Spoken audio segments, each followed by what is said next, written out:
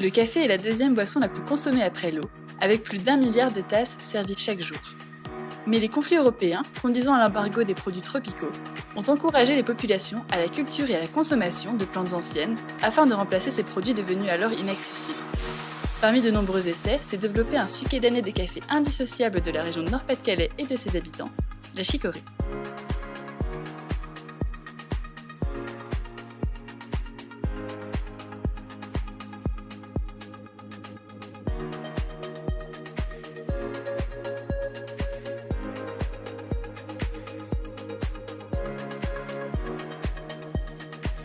Dans le département du Nord, près de Carvin, la rencontre de Yannick Delourme permet d'en savoir plus sur cette plante. La chicorée, c'est vraiment une petite graine avec des faibles réserves.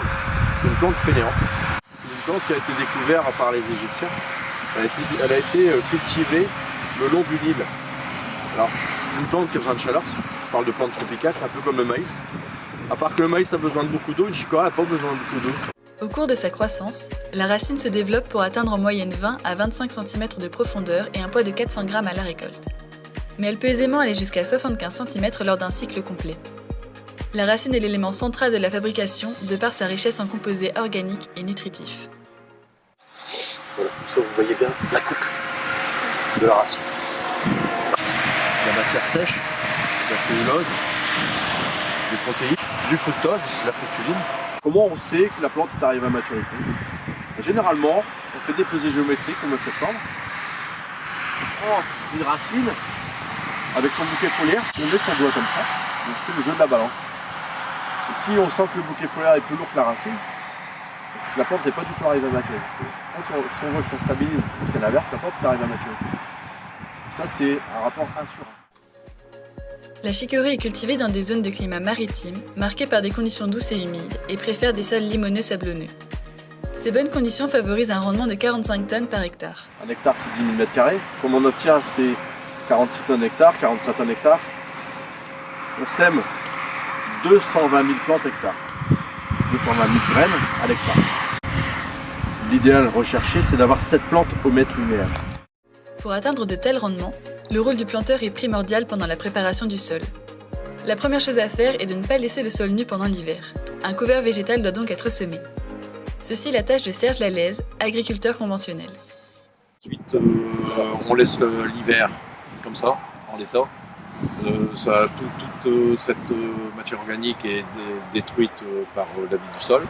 Et au printemps, quand les conditions sont résiliées, on fait déjà un prélèvement d'azote pour savoir ce qui reste dans le sol et on apporte le complément. Ensuite, on donne un coup de préparation, voire 2 coups de préparation avec un matériel adapté pour faire du fin. Parce que la chicorée, on ne peut pas la semer profonde, 5 mm, maximum 1 cm. Au même titre que les autres produits agricoles, la chicorée bénéficie elle aussi d'une filière biologique. En système biologique, le semis et les récoltes s'effectuent en moyenne 2 semaines plus tard qu'en système conventionnel. Le semis ne se fait donc pas à la mi-avril, mais lors de la première semaine de mai. Ce décalage stratégique permet d'effectuer les récoltes à des moments distincts, et ainsi, au sein des usines, de distinguer les racines conventionnelles et biologiques. La rencontre de François Desruelles, agriculteur biologique, a permis d'observer les différences entre les 2 itinéraires techniques. On a fait 3 faux semis avant de semer. Donc ça consiste à faire lever des mauvaises herbes et puis après les détruire. Donc après on a seulement semé. Nous avons semé en première semaine de mai. Voilà. Après nous avons fait ça doit être 4 sarclages, 2 passages manuels.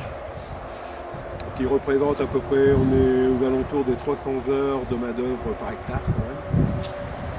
Parce que moi, mon but, c'est quand même de produire une chicorée qui soit la plus saine possible. Donc il n'y a pas, il n'y a pas de produits issus d'agriculture de synthèse. Donc en amendement, c'est du fumier et du compost. Et je dirais une main d'œuvre pour le déverbage. Avec du sarclage et binage. Et puis après, donc là ça va être l'arrachage ici au mois de novembre. Et aucun passage de produits. À l'heure d'une crise écologique globale, la culture de chicorée est à favoriser pour sa rusticité et sa faible pression phytosanitaire. En conventionnel comme en bio, pas de fongicides, pas d'insecticides. Plante rustique.